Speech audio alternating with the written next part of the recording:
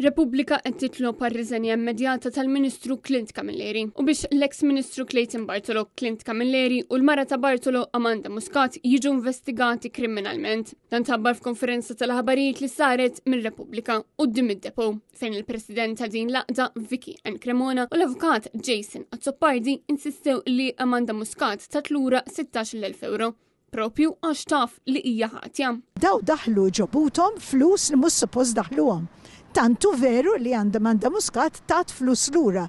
Issa jekk qed tajt li tatom bħala ġest nobli.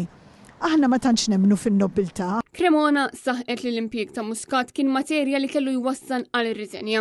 Madankollu l-Prim Ministru Robert Sabela baqa' iwebbes rasu sa ma faqqa skandlu ieħor. Barra minn hekk sostniet li n-nies jippretendu illi il-ministri jiffunzjonaw bl-ogħla standards ta' etika, hekk kif ikliem il-Ministru Bartolo stess huma kontabbli għall-poplu. Vicky Ann Cremona saħqet li għandha ssir investigazzjoni kriminali biex tistabbilixxi min qed jabbuża mill-puter. Dan fil-waqt li talbet għar-riżenja immedjata tal-Ministru ta' Għawdex Clint Camilleri. Aħna rridu li Clint Camilleri jirreżenja li kunem li dawn in-nies jiġu imresqa l-qorti u li issir il-ġustizzja kif għandha ssir. Minħat jaw Jason Azzopardi l-Avukat ta' Repubblika saħaq li meta l-liġi ma tkunx l-istess għal kulħadd tkun inġusta għal kulħadd u għalhekk li l-NGO Repubblika iffirmat żewġ kwereli sabiex kemm l-eks Ministru Clayton Bartolo kif ukoll il-Ministru Clint Camilleri u Amanda Muscat jitresqu l-qorti għax dawn huma ħatja ta' reat.